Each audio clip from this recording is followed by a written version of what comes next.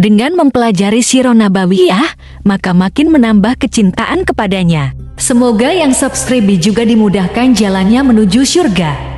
Silahkan tekan tombol like supaya postingan ini semakin tersebar. Dan tulis doa serta hajat pemirsa di kolom komentar. Semoga semakin banyak yang mengaminkan, maka semakin cepat terkabul.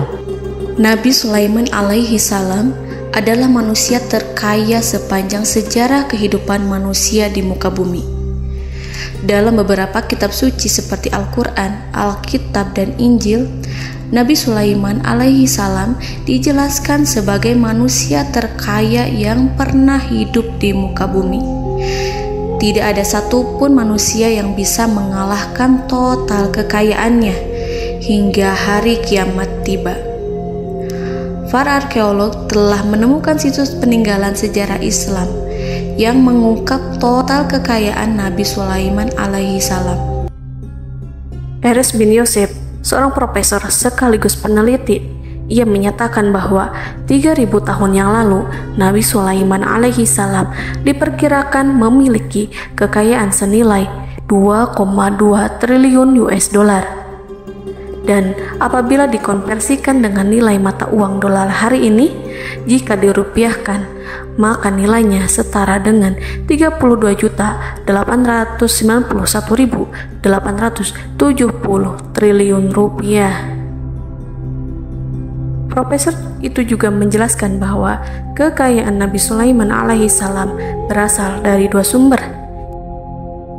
yakni istana kerajaan dan tambang tembaga. Nilai itu berkali-kali lipat lebih banyak dari total kekayaan negara Indonesia yang hanya mencapai 11.454 triliun per 30 Desember 2021. Nabi Sulaiman alaihi salam memiliki beberapa mukjizat. Di antaranya adalah dapat berbicara dengan bahasa binatang. Beliau dapat memerintah mereka untuk melakukan sesuatu. Beliau juga dapat mengendalikan besar kecilnya tekanan angin dan dapat mengatur ke arah mana angin akan berhembus. Sehingga dengan itu Nabi Sulaiman dapat memanfaatkan angin sebagai kendaraannya dan juga kendaraan tentaranya. Nabi Sulaiman juga bisa melunakkan besi dan membentuknya menjadi pakaian perang yang anti tusukan senjata tajam. Nabi Sulaiman juga memimpin para jin. Mereka tunduk dan patuh pada perintah Nabi Sulaiman alaihi salam. Tidak hanya setan, iblis laknatullah yang merupakan makhluk pembangkang dapat dibuat tunduk bertekuk lutut pada perintah-perintah Nabi Sulaiman. Nabi Sulaiman bisa melakukan teleportasi, yaitu berpindah dari suatu tempat ke tempat yang lain dalam waktu singkat. Peristiwa itu dibuktikan dengan pemindahan singgasana Ratu Balqis atas perintah Nabi Sulaiman. Nabi Sulaiman dikenal sebagai raja yang adil dan bijaksana. Nabi Sulaiman diberkahi kecerdasan yang luar biasa untuk menyatu padukan segenap kekuatan yang Allah berikan kepadanya. Ia mengelola dan membawa kerajaannya menjadi kekuatan raksasa yang tak terkalahkan di masanya dengan segenap kemampuan yang dimilikinya. Tentara Nabi Sulaiman adalah tentara terkuat di bumi tanpa ada yang menandingi. Pertanyaan mendasar yang muncul kali ini adalah dari mana sumber kekayaan dan kekuatan Nabi Sulaiman alaihi salam? Untuk mendapat jawaban dari pertanyaan itu, simak video ini sampai akhir. Sebelum itu, mari bantu channel ini terus berkembang dengan cara subscribe dan nyalakan tanda loncengnya. Berikan komentar yang positif dan berikan like serta share video ini. Bismillahirrahmanirrahim. Sungguh kami benar-benar telah menganugerahkan ilmu kepada Daud dan Sulaiman. Keduanya berkata, segala puji bagi Allah yang melebihkan kami dari kebanyakan hamba-hambanya yang mukmin. Sulaiman telah mewarisi Daud dan dia berkata, wahai manusia, kami telah diajari untuk memahami bahasa burung dan kami dianugerahi segala sesuatu. Sesungguhnya semua ini benar-benar karunia yang nyata. Quran Surat An-Naml ayat 15-16. Saudara-saudaraku yang dirahmati Allah, pada ayat di atas disebutkan bahwa Sulaiman telah mewarisi Daud. Nabi Sulaiman mewarisi Nabi Daud dalam sisi kenabian dan kekuasaan, bukan mewarisi harta, karena para nabi tidak mewariskan harta. Sebab sepeninggalan mereka, harta para nabi menjadi sedekah bagi orang-orang yang ada di sekitarnya, yaitu orang-orang fakir dan orang-orang yang membutuhkan. Dan harta para nabi tidak dikhususkan bagi kalangan keluarganya.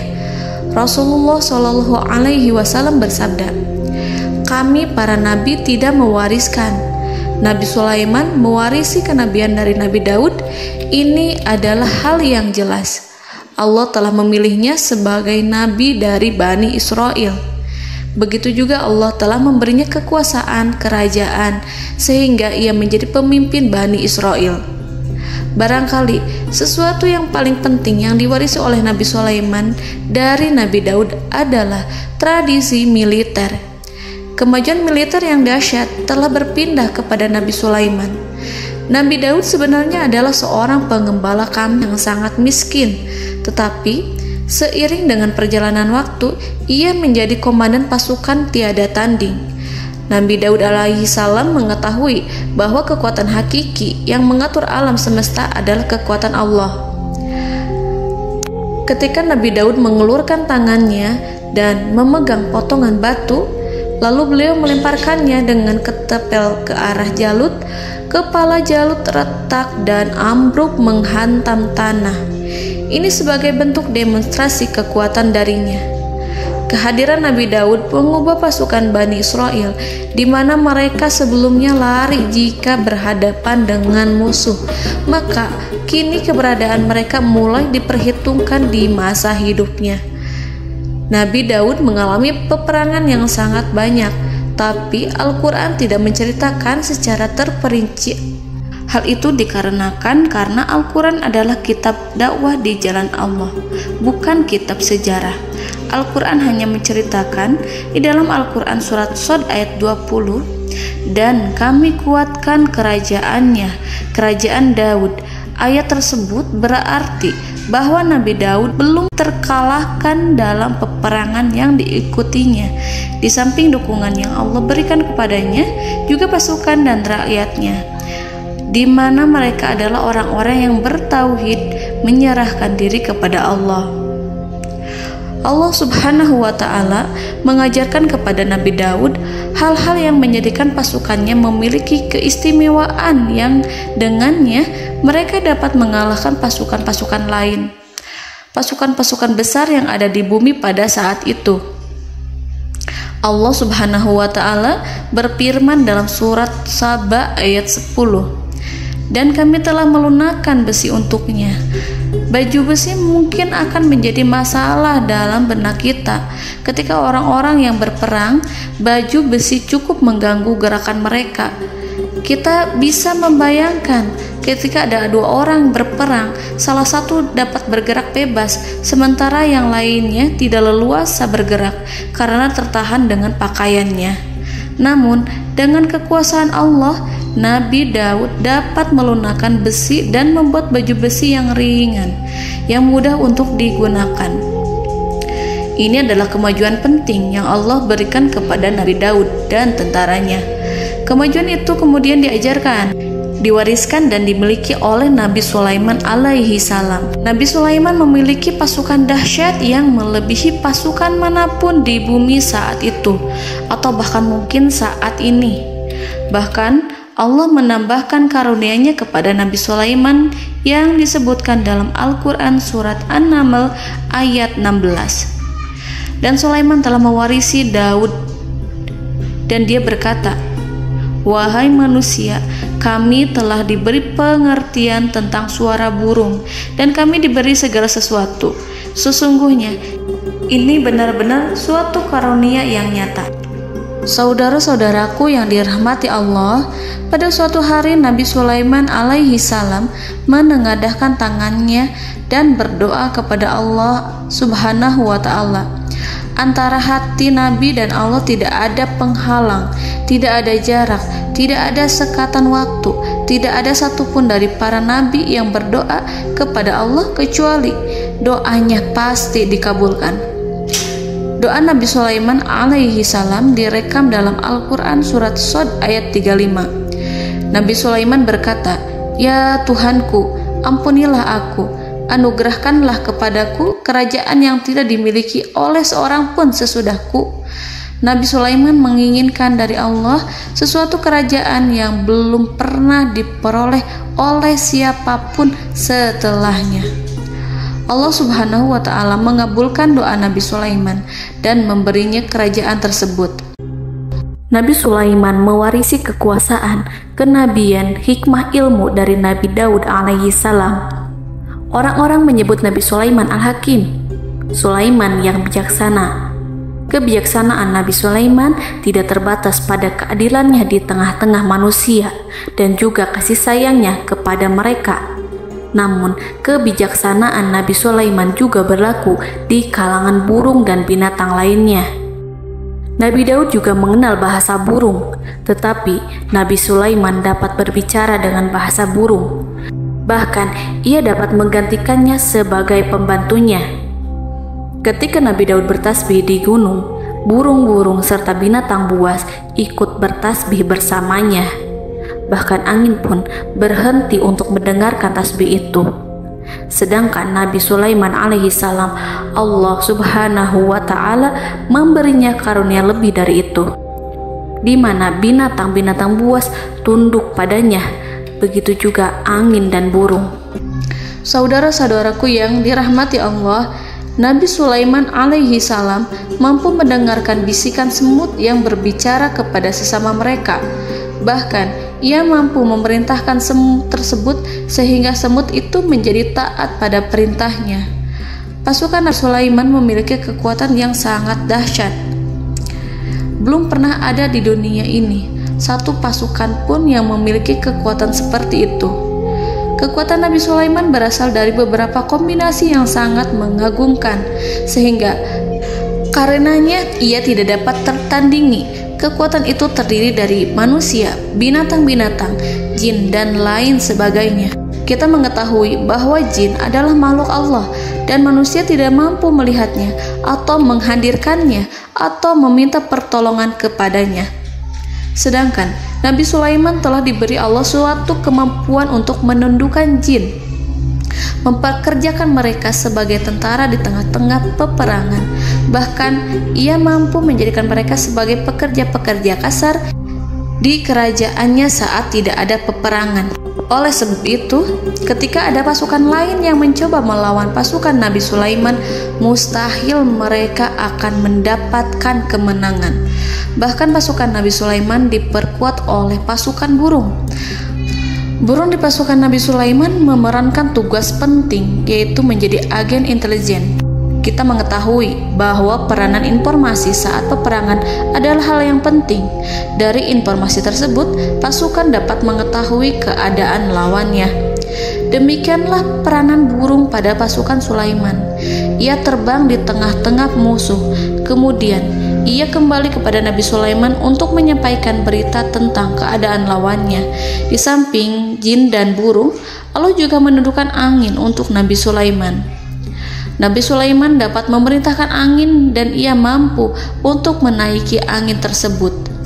Dalam Al-Quran surat Shad ayat 36-40, Allah Subhanahu wa ta'ala berfirman, "Kami tundukkan kepada angin yang berhembus dengan baik menurut kemana saja yang dikehendaki Sulaiman. Dan kami tundukkan pula kepadanya setan-setan, semuanya ahli bangunan dan penyelam, dan setan yang lain yang terikat dalam belenggu. Inilah anugerah kami, maka berikanlah kepada orang lain atau tahanlah untuk dirimu tanpa perhitungan, dan sesungguhnya dia mempunyai kedudukan yang dekat pada sisi kami dan tempat kembali yang baik." Saudara-saudaraku yang dirahmati Allah, Allah Subhanahu wa Ta'ala juga memberikan kemampuan yang tak seorang pun dari para nabi mendapatkannya, yaitu kemampuan untuk memerintah setan.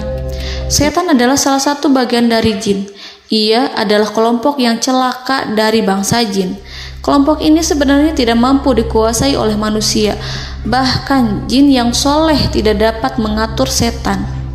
Adapun Nabi Sulaiman, Allah telah memberinya kekuasaan untuk menundukkan setan dan mempekerjakannya, bahkan mengikatnya dengan rantai serta menghukumnya jika ia menentang pada perintahnya.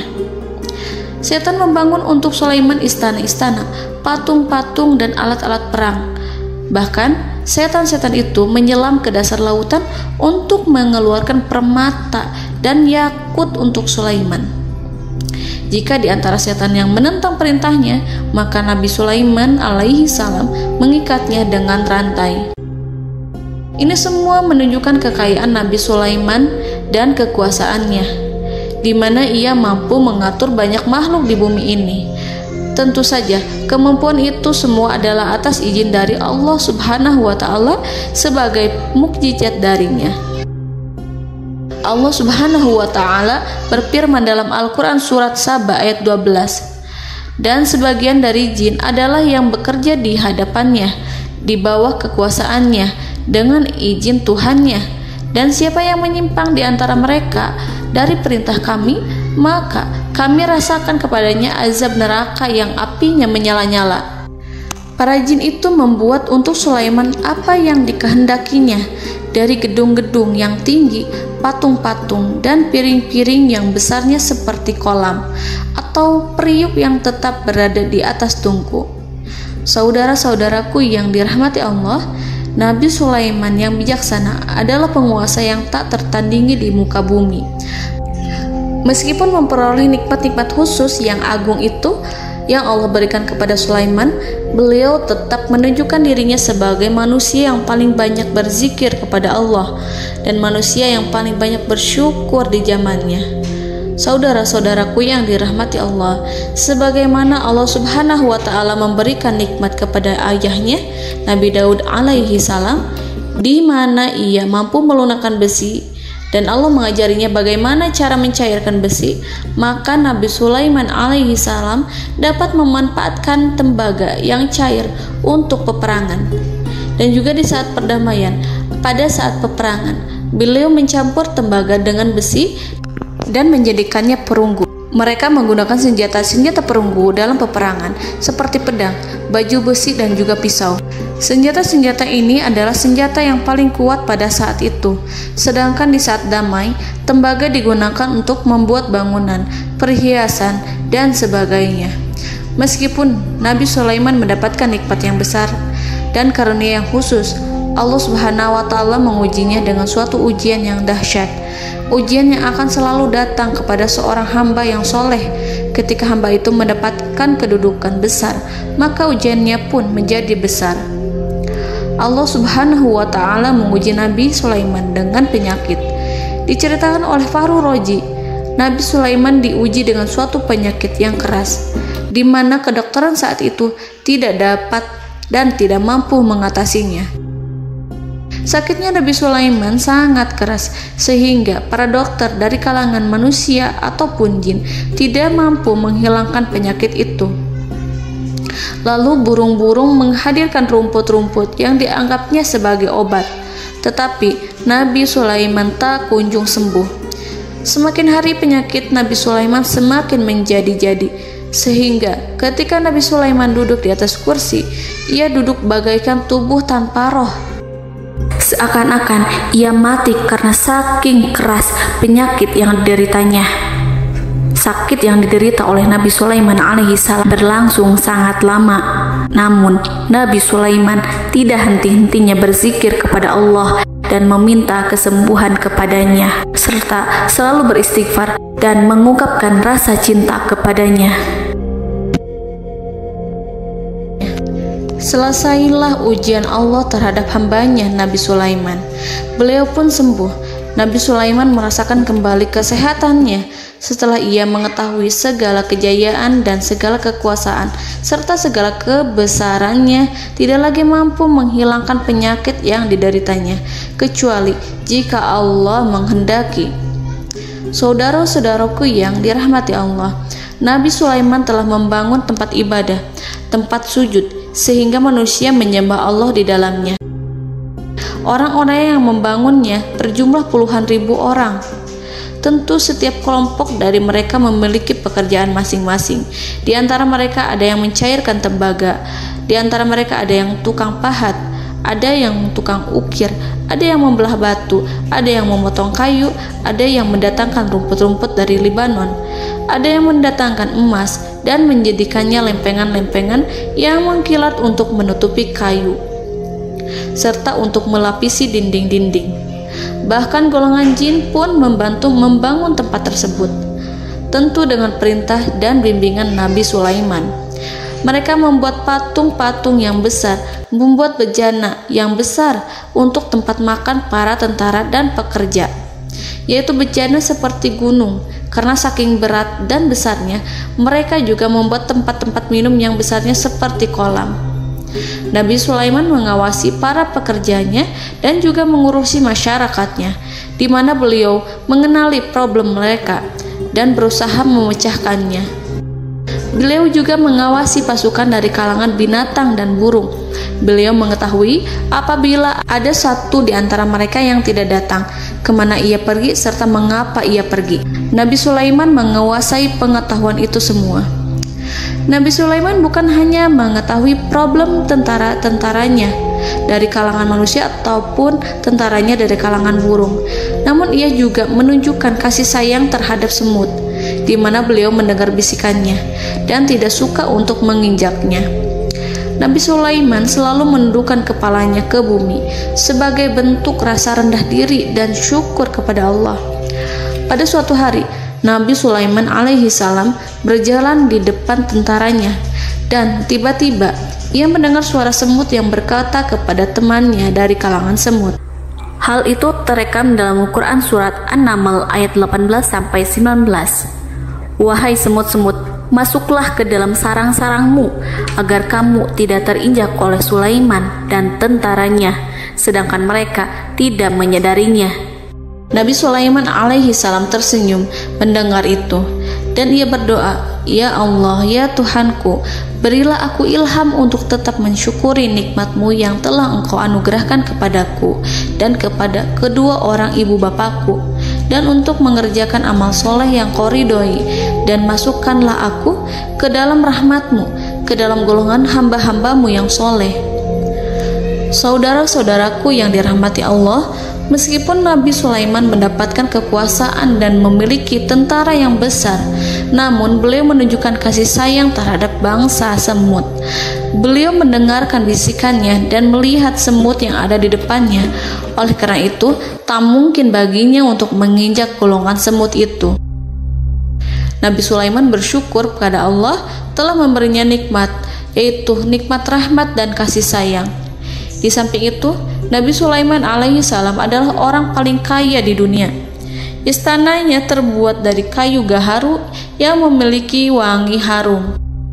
Istananya terbuat dari emas yang terkadang dari kristal. Beliau juga memiliki kursi besar yang terbuat dari emas dan permata. Istana Nabi Sulaiman merupakan istana yang paling besar di dunia. Nabi Sulaiman menggunakan pakaian dari emas dan permata. Meskipun demikian, Nabi Sulaiman tetap menunjukkan sebagai hamba yang berserah diri dan rendah diri di hadapan Allah Subhanahu wa Ta'ala.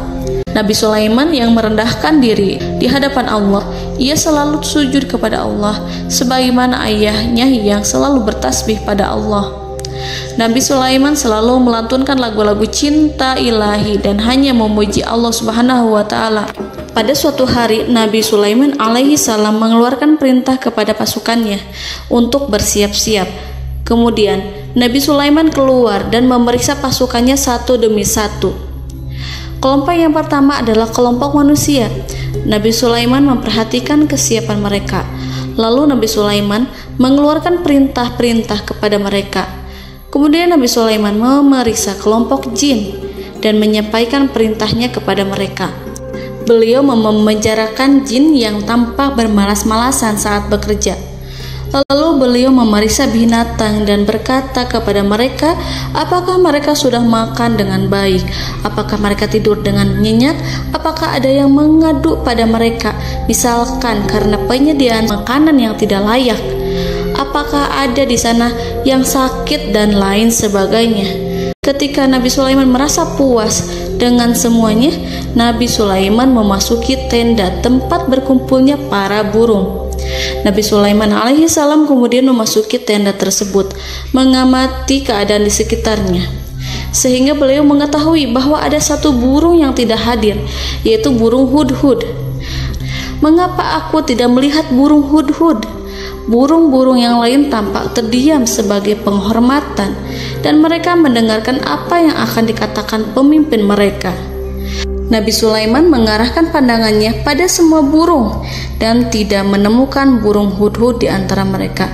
Tak seekor burung pun yang mengetahui keberadaannya. Burung hudhud absen pada apel wajib kali ini. Nabi Sulaiman mulai menampakkan kemarahannya. Tiba-tiba, seekor burung kecil memberanikan diri untuk berkata kepada Nabi Sulaiman, "Wahai Nabi yang mulia, seharusnya hudhud ada bersamaku kemarin untuk melaksanakan tugas penyelidikan. Ia adalah pemimpin misi itu. Namun, burung hudhud belum datang. Oleh karena itu, aku tidak pergi bersamanya." Burung itu tampak gemetar. Nabi Sulaiman mengetahui bahwa hudhud tidak hadir dan tak seorang pun mengetahui kemana ia pergi. Burung hudhud pergi tanpa izin terlebih dahulu. Dalam keadaan marah, Nabi Sulaiman berkata, "Sungguh aku benar-benar akan mengazabnya dengan azab yang sangat keras atau benar-benar menyembelihnya, kecuali jika ia benar-benar datang kepadaku dengan alasan yang jelas." Kawanan burung-burung mengetahui bahwa Nabi Sulaiman sedang marah dan telah menetapkan untuk menyiksa burung hudhud atau menyembelihnya atau justru memaafkannya dengan syarat ia datang dengan membawa alasan yang dapat menyelamatkannya, atau dengan kata lain, burung hudhud dapat memastikan bahwa ia melaksanakan tugas yang penting. Nabi Sulaiman menunjukkan kemarahan yang besar sehingga siapapun akan merasa takut kepada Nabi Sulaiman yang marah. Nabi Sulaiman kemudian pergi dari tempat burung tersebut. Nabi Sulaiman masih memikirkan keadaan burung hudhud. Seharusnya burung hudhud menjadi bagian penting dari badan intelijen. Apakah ia pergi untuk menyingkap suatu, atau apakah ia pergi hanya untuk bermain-main? Nabi Sulaiman telah memperhatikan dan mengetahui bahwa burung hudhud adalah seekor burung yang cerdik dan juga fasih berbicara. Terkadang Nabi Sulaiman mendapati burung hudhud sedang bermain-main dan menunda-nunda pekerjaannya. Namun ketika Nabi Sulaiman melihatnya, burung hudhud memahami bahwa perbuatannya tidak benar. Oleh karena itu, ia tidak boleh menyampur adukan antara waktu serius dan waktu bermain. Tidak lama setelah itu, burung hudhud tiba di tempat para burung. Burung-burung yang lain berkata kepadanya, "Wahai hudhud, pergilah engkau ke tempat Nabi Sulaiman. Jika ia mengetahui bahwa engkau telah sampai, jiwamu benar-benar terancam." Mendengar itu, burung hudhud segera beranjak. Ia terbang menemui Nabi Sulaiman. Pada waktu itu, Nabi Sulaiman sedang duduk bersama tentaranya yang lain. Burung hudhud berdiri. Ia telah merencanakan untuk memulai pembicaraan dengan Nabi Sulaiman sebelum Nabi Sulaiman bertanya kepadanya kemana dia pergi. Ini sebagai bukti bahwa hudhud telah melaksanakan suatu tugas yang penting.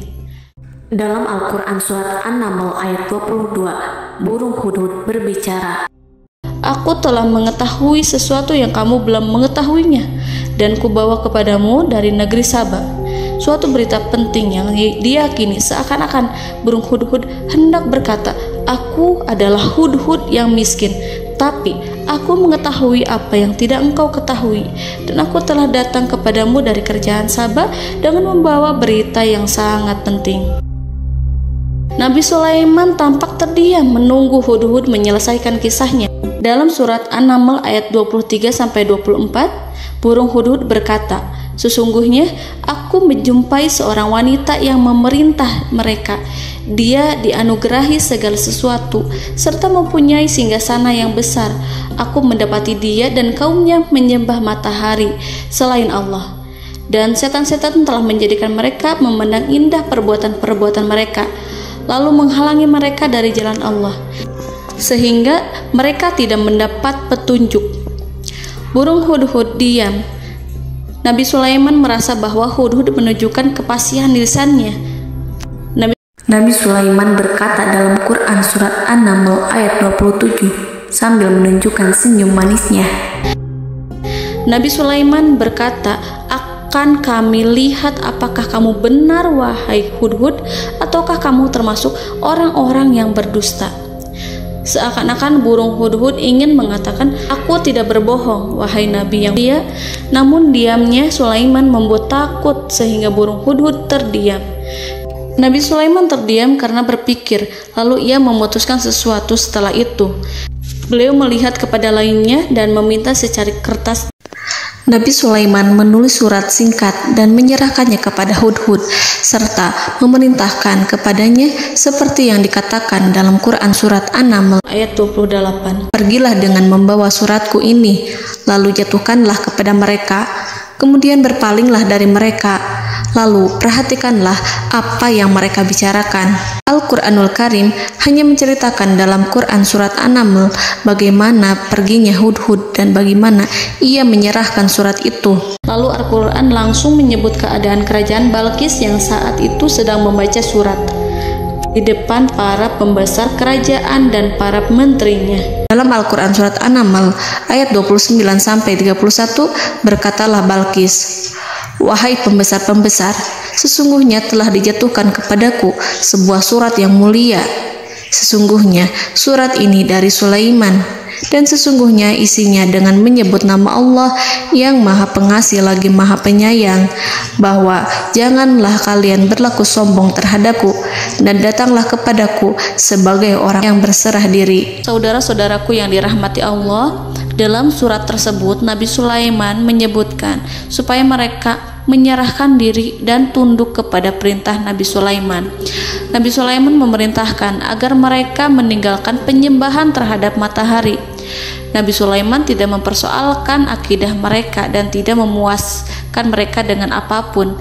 Nabi Sulaiman hanya memerintahkan bahwa ia berada di atas kebenaran. Bukankah ia didukung kekuatan yang berlandaskan keyakinan yang dimilikinya? Nabi Sulaiman hanya memerintahkan mereka agar tunduk dan patuh kepadanya.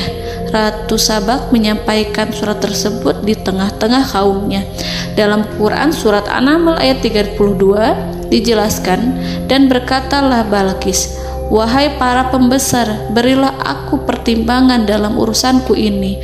Aku tidak pernah memutuskan sesuatu persoalan sebelum kamu berada dalam majelisku." Saudara-saudaraku yang dirahmati Allah, para pembesar istana Balqis menentang surat tersebut. Isi surat itu membangkitkan kesombongan kaum Sabak, di mana mereka merasa lebih kuat. Mereka mengetahui bahwa di sana ada seorang yang mencoba menentang mereka dan mengisyaratkan peperangan kepada mereka. Lalu ia meminta kepada mereka untuk memenuhi syarat-syaratnya sebelum terjadinya peperangan dan kekalahan. Dalam surat An-Naml ayat 33, mereka menjawab, "Kita adalah orang-orang yang memiliki kekuatan dan juga memiliki keberanian yang sangat besar dalam peperangan. Dan keputusan berada di tanganmu, wahai rajaku. Maka pertimbangkanlah apa yang akan kamu perintahkan." Saudara-saudaraku yang dirahmati Allah, para pembesar kaum Sabak seakan ingin berkata, "Kita siap untuk melaksanakan perang." Tampaknya ratu itu memiliki kebijakan yang lebih baik dari pembesar kaumnya. Surat Sulaiman itu membuatnya berpikir lebih jernih dan lebih berhati-hati. Ia berusaha sebisa mungkin menghindari peperangan. Ratu itu berpikir dalam tempo yang lama. Nama Sulaiman tidak diketahuinya dan ia pun belum pernah mendengarnya. Oleh karena itu, Ratu kaum Saba tidak mampu mengetahui dan mendeteksi seberapa besar kekuatan Nabi Sulaiman.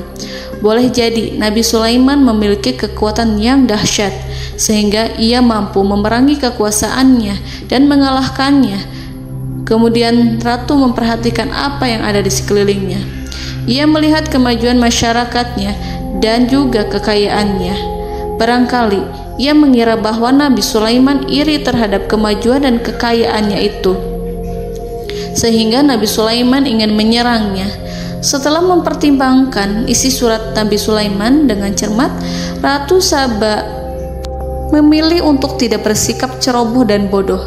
Ratu lebih suka untuk menggunakan bahasa kelembutan. Ia mengirim kepada Nabi Sulaiman suatu hadiah yang besar. Ratu mengira bahwa Nabi Sulaiman seorang yang ambisius, yang boleh jadi ia telah mendengar tentang kekayaan kerajaan Saba. Para utusan pergi dengan membawa hadiah dari Ratu Saba. Ratu berharap agar mereka dapat memasuki kerajaan Nabi Sulaiman dan akan mengetahui kondisi kerajaannya. Saat mereka pulang, Ratu ingin mendengar secara langsung dari mereka tentang bagaimana keadaan kaum Nabi Sulaiman dan pasukannya. Setelah mendapatkan informasi yang cukup, maka Ratu Balqis dapat membuat sesuatu keputusan yang tepat. Ratu menyembunyikan apa yang terlintas dalam pikirannya, lalu ia berbicara kepada pembesar istananya bahwa ia dapat menyingkap niat jahat Raja Sulaiman melalui cara mengirimkan hadiah kepadanya. Ratu lebih memilih cara tersebut dan menunggu reaksi dari Nabi Sulaiman. Ratu berhasil memuaskan para pembesar istana, dan untuk sementara ia menghilangkan ide untuk berperang. Karena para raja jika menyerang suatu desa, maka pemimpin desa tersebut adalah orang yang paling banyak mendapatkan kehinaan. Akhirnya, para pembesar kaumnya merasa puas dengan pikiran Ratu Balqis. Saudara-saudaraku yang dirahmati Allah, dalam surat An-Naml ayat 34-35 dijelaskan, Ratu Balqis berkata, "Sesungguhnya raja-raja apabila memasuki suatu negeri, niscaya mereka akan membinasakannya dan menjadikan penduduknya yang mulia menjadi hina, dan demikian pula lah yang akan mereka perbuat. Dan sesungguhnya aku akan mengirim utusan kepada mereka dengan membawa hadiah, dan aku akan menunggu apa yang akan dibawa kembali oleh utusan itu." Kemudian sampailah hadiah dari Ratu Balqis kepada Nabi Sulaiman. Para intelijen Nabi Sulaiman memberitahunya bahwa utusan Balqis datang dengan membawa hadiah. Nabi Sulaiman langsung mengetahui bahwa Ratu Balqis itu sengaja mengirim orang-orangnya untuk mengetahui atau untuk mendapatkan informasi tentang kekuatannya. Lalu setelah itu ia akan mengambil keputusan atau mengambil sikap kepada kerajaan Sulaiman. Nabi Sulaiman segera memanggil semua pasukannya untuk berkumpul. Utusan Balqis segera memasuki istana Nabi yang dipenuhi dengan pasukan yang besar bersenjata. Melihat itu, utusan Ratu Balqis tercengang dan terkejut ketika mereka melihat kekayaan yang mereka bawa tidak ada apa-apanya dibandingkan dengan kerajaan Nabi Sulaiman. Hadiah mereka tampak tidak berarti. Emas yang mereka bawa tampak tidak memiliki makna saat mereka memasuki istana Nabi Sulaiman yang terbuat dari kayu-kayu pohon gaharu yang mengeluarkan bau yang harum serta dihiasi dengan emas permata. Para utusan Ratu Balqis berdiri bersama Nabi Sulaiman dan menyaksikan bagaimana Nabi Sulaiman mengendalikan pasukannya. Kemudian mereka mulai berpikir tentang kekuatan dan kualitas pasukan Nabi Sulaiman. Betapa kagetnya mereka ketika melihat di tengah-tengah pasukan itu terdapat singa, burung, dan tentara dari kalangan manusia yang mampu terbang. Mereka pun sadar bahwa mereka di hadapan pasukan yang tiada tandingannya. Selesailah demonstrasi pasukan Nabi Sulaiman. Kemudian para utusan ratu dipersilahkan maju ke tempat hidangan makanan. Para utusan itu sangat terkejut ketika melihat berbagai macam makanan dari penjuru dunia ada di depannya. Dan di antara makanan itu terdapat pula makanan yang biasa ditemukan di negeri mereka. Tetapi mereka melihat bahwa makanan itu memiliki rasa yang lebih istimewa. Selain itu, piring-piring yang ada di depan mereka terbuat dari emas, dan mereka dilayani oleh laki-laki yang berhias dengan emas. Di meja makan itu terdapat burung, ikan laut, dan berbagai macam daging yang mereka tidak mampu lagi membedakan daging apa itu. Nabi Sulaiman tidak makan bersama mereka, tapi beliau makan dengan menggunakan piring yang terbuat dari kayu. Beliau memakan roti yang kering yang dicampur dengan minyak. Inilah makanan yang dipilih Nabi Sulaiman. Makan bersama mereka dalam keadaan diam, mereka merasa kehadiran Nabi Sulaiman menciptakan suatu wibawa yang luar biasa. Selesai perjamuan itu, lalu dengan sangat malu mereka menyerahkan hadiah dari Ratu Balqis kepada Nabi Sulaiman. Hadiah itu berupa emas yang bagi mereka hadiah itu sangat bernilai tinggi.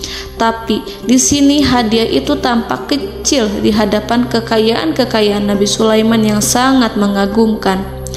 Nabi Sulaiman memperhatikan hadiah dari Ratu Balqis itu dan berkata dalam Quran surat An-Naml ayat 36, "Maka apa yang diberikan Allah kepadaku lebih baik daripada apa yang diberikannya kepadamu, tetapi kamu merasa bangga dengan hadiahmu."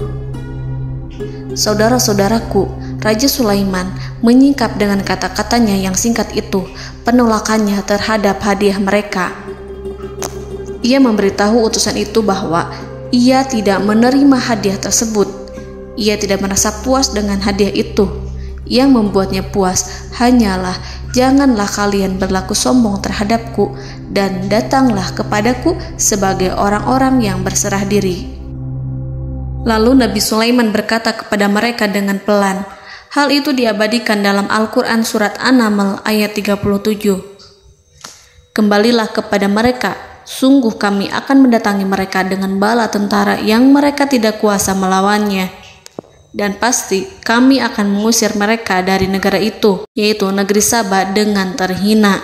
Dan mereka akan menjadi tawanan-tawanan yang hina." Saudara-saudaraku yang dirahmati Allah, Nabi Sulaiman kemudian meninggalkan para utusan ratu setelah terlebih dahulu mengancam mereka. Para utusan itu berharap agar Nabi Sulaiman mau menunggu kunjungan Ratu Balqis yang akan membawa misi perdamaian. Akhirnya, sampailah para utusan Ratu Balqis ke negeri Sabah. Mereka segera menuju istana sang ratu. Mereka memberitahu bahwa negeri mereka ada di ujung tanduk.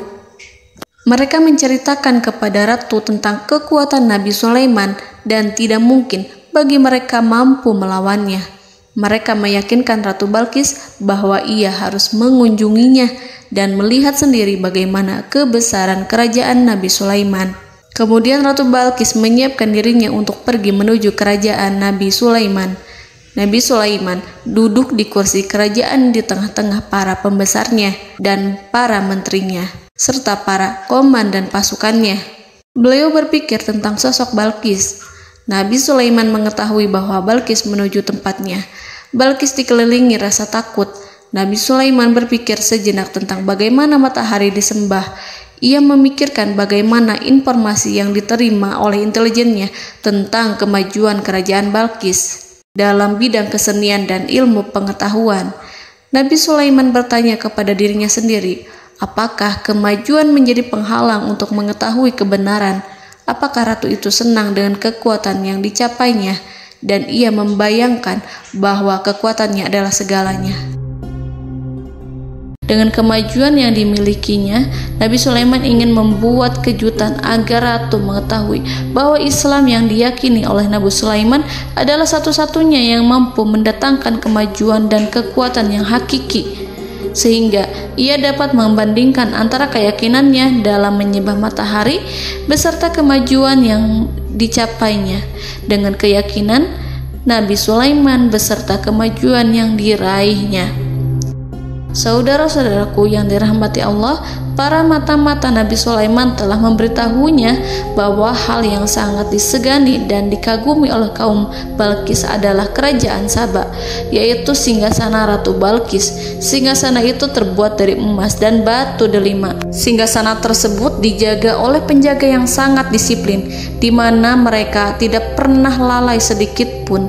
Oleh karena itu, sangat tepat apabila Nabi Sulaiman menghadirkan singgasananya di sini, di kerajaannya, sehingga ketika ratu tiba, maka ia dapat duduk di atasnya. Nabi Sulaiman ingin membuat kejutan kepadanya dan menunjukkan bahwa kemampuannya tersebut yang berlandaskan pada keislaman. Nabi Sulaiman melakukan yang demikian itu dengan harapan agar si ratu tunduk kepadanya. Ide itu terlintas dalam diri Nabi Sulaiman. Lalu ia mengangkat kepalanya dan menoleh kepada anak buahnya. Hal itu diabadikan dalam Quran Surat An-Naml ayat 38. Wahai para pembesar, siapakah di antara kamu sekalian yang sanggup membawa singgasananya kepadaku sebelum mereka datang kepadaku sebagai orang-orang yang berserah diri? Saudara-saudaraku, perhatikanlah ungkapan pikiran Nabi Sulaiman tersebut.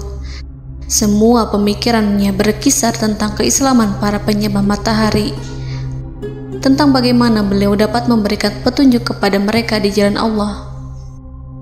Yang pertama menjawab pertanyaan Nabi Sulaiman adalah jin Ifrit.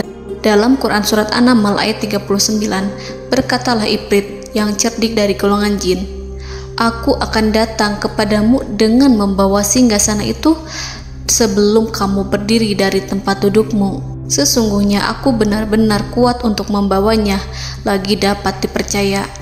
Nabi Sulaiman berdiri dari tempat duduknya. Setelah 1 jam atau 2 jam, jin itu berjanji kepadanya untuk menghadirkan singgasana Balkis. Sebelum itu, istana Nabi Sulaiman di Palestina, sedangkan istana Balkis terletak di Yaman. Antara singgasana tersebut dengan singgasana Nabi Sulaiman berjarak lebih dari ribuan mil. Barangkali pesawat yang cepat sekalipun yang kita kenal hari ini tidak akan mampu membawa dan mendatangkan istana itu dalam waktu 1 jam. Tetapi masalahnya di sini, berhubung dengan kekuatan jin yang serba misterius, Nabi Sulaiman tidak mengomentari sedikit pun terhadap apa yang dikatakan oleh Ifrit. Nabi Sulaiman tampak menunggu tanggapan lain yang mampu menghadirkan singgasana Balkis yang lebih cepat dari jin Ifrit. Nabi Sulaiman menoleh kepada seorang yang di sana, yang duduk di atas naungan. Hal itu diceritakan dalam Al-Quran Surat An-Naml ayat 40. Berkatalah seseorang yang mempunyai ilmu dari Alkitab, "Aku akan membawa singgasana itu kepadamu sebelum matamu berkedip." Maka tatkala Sulaiman melihat singgasana itu terletak di hadapannya, ia pun berkata, "Ini termasuk karunia Tuhanku untuk menguji aku. Apakah aku akan bersyukur atau mengingkari nikmatnya?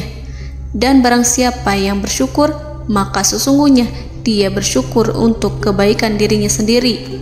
Dan barang siapa yang ingkar, maka sesungguhnya Tuhanku maha kaya lagi maha mulia." Saudara-saudaraku, belum lama seseorang yang mempunyai ilmu dari Alkitab menyatakan kalimatnya, sehingga singgasana itu tiba-tiba ada di depan Nabi Sulaiman, yang mampu menghadirkan singgasana itu lebih cepat dari kedipan mata.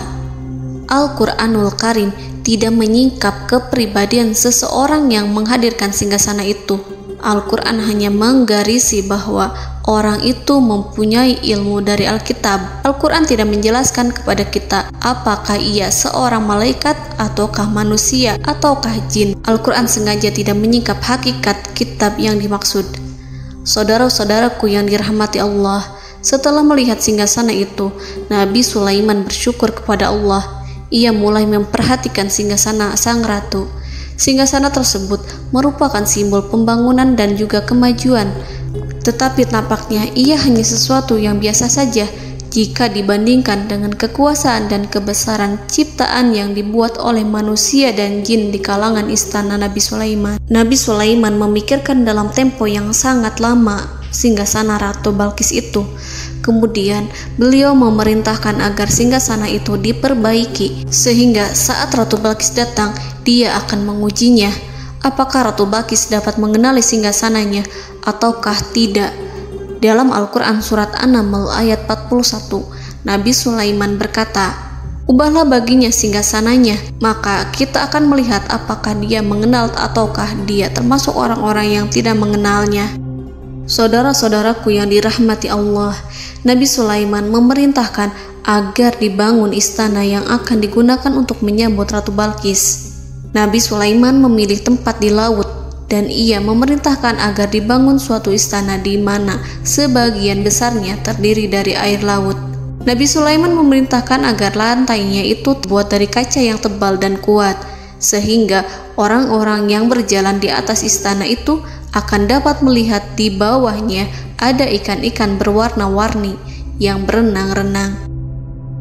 Dan mereka akan melihat rumput-rumput laut yang bergerak-gerak. Akhirnya, selesailah pembangunan istana itu. Saking bersihnya kaca lantainya, sehingga tampak di sana tidak ada kaca. Burung hudhud memberitahu Nabi Sulaiman bahwa Balqis telah sampai dekat kerajaannya.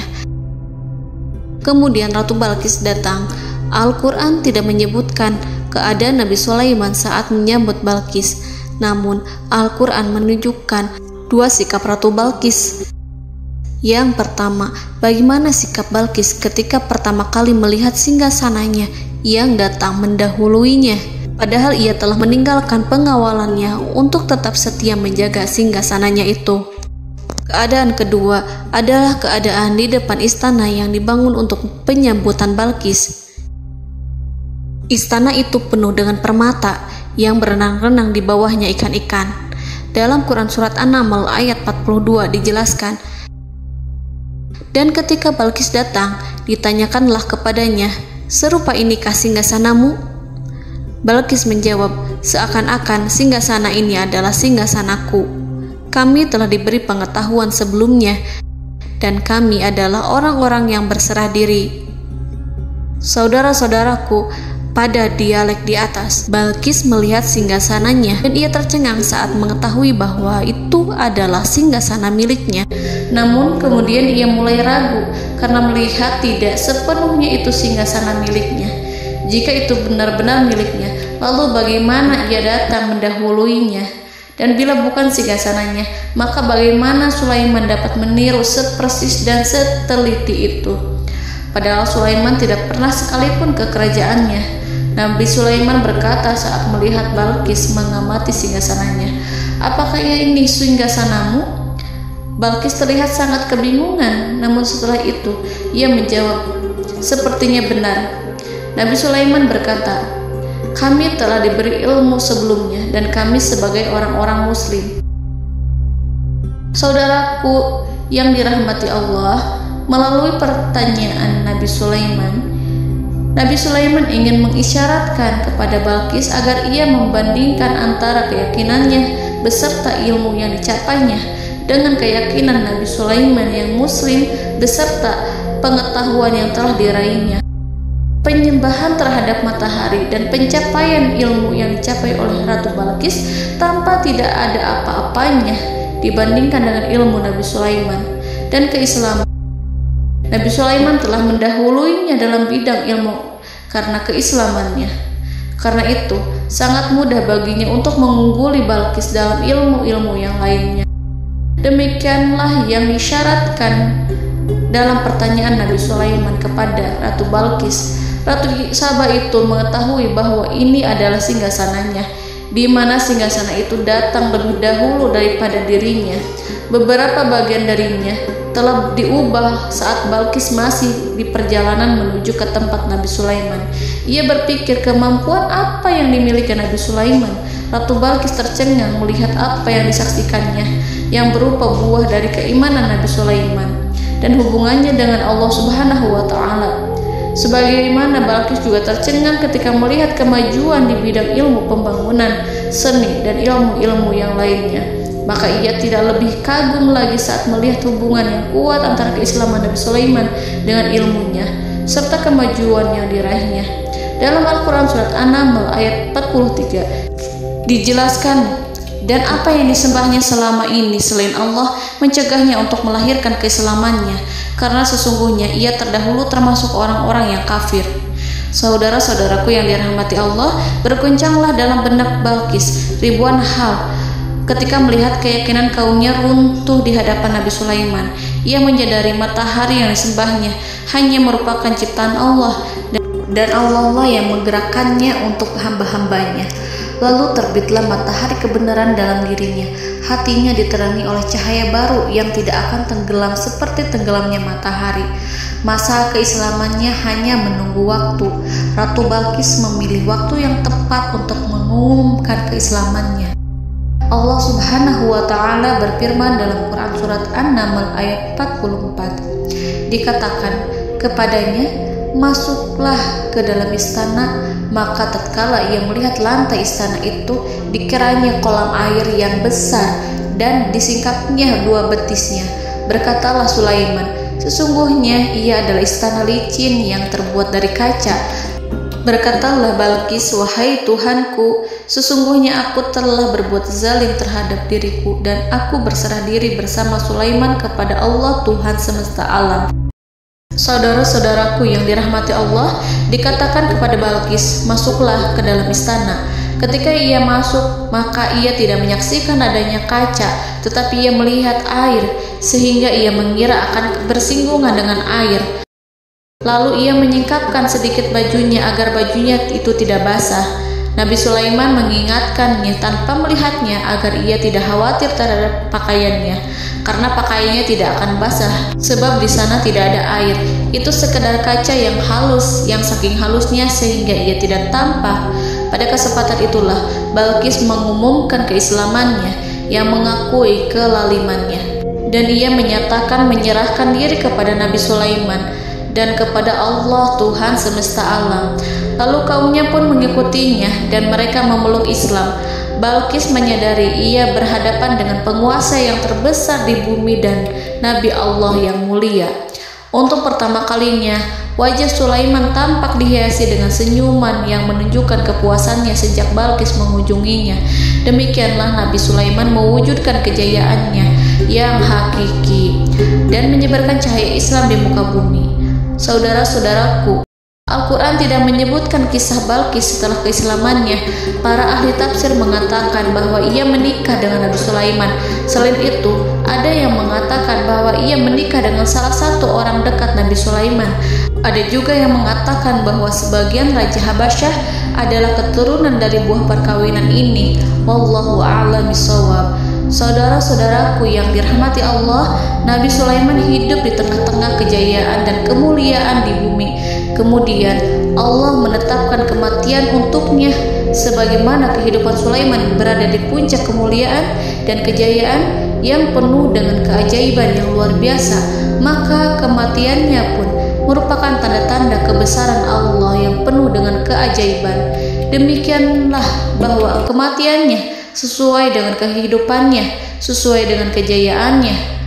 Allah berfirman tentang kematian Sulaiman di dalam Al-Quran Surat Saba ayat 14. Maka tatkala kami telah menetapkan kematian Nabi Sulaiman, tidak ada yang menunjukkan kepada mereka kematiannya itu kecuali rayap yang memakan tongkatnya.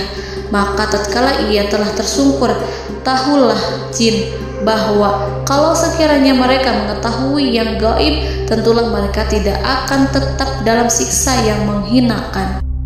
Saudara-saudaraku, kemampuan Nabi Sulaiman untuk menundukkan jin dan mempekerjakan mereka serta hubungan mereka dengan semua itu menimbulkan fitnah di tengah-tengah manusia dalam hal tertentu. Kematian Nabi Sulaiman merupakan batasan jawaban terhadap fitnah ini. Kami tidak mengetahui siapa yang mengklaim bahwa jin mengetahui hal yang gaib. Apakah itu setan yang terkutuk, atau jin yang bodoh, atau manusia yang tertipu? Kami tidak mengetahui siapa yang bertanggung jawab terhadap tersebarnya isu yang keliru ini. Yang kita ketahui adalah bahwa hal tersebut adalah mempengaruhi sebagian manusia dan jin. Barangkali manusia berkata kepada diri mereka, selama jin melakukan perbuatan yang luar biasa ini, maka apa gerangan yang menjadikan mereka tidak mengetahui hal yang gaib itu? Manusia itu lupa bahwa kunci kegaiban berada di tangan Allah. Masalah ilmu gaib tidak akan mampu dikuasai oleh jin dan manusia. Hanya Dia yang mengetahuinya, dan manusia diberitahu hanya sedikit sekali. Saudara-saudaraku yang dirahmati Allah, seakan-akan Allah telah merencanakan bahwa kematian Sulaiman bertujuan untuk menghancurkan pemikiran itu, yaitu pemikiran bahwa jin mengetahui hal-hal yang gaib.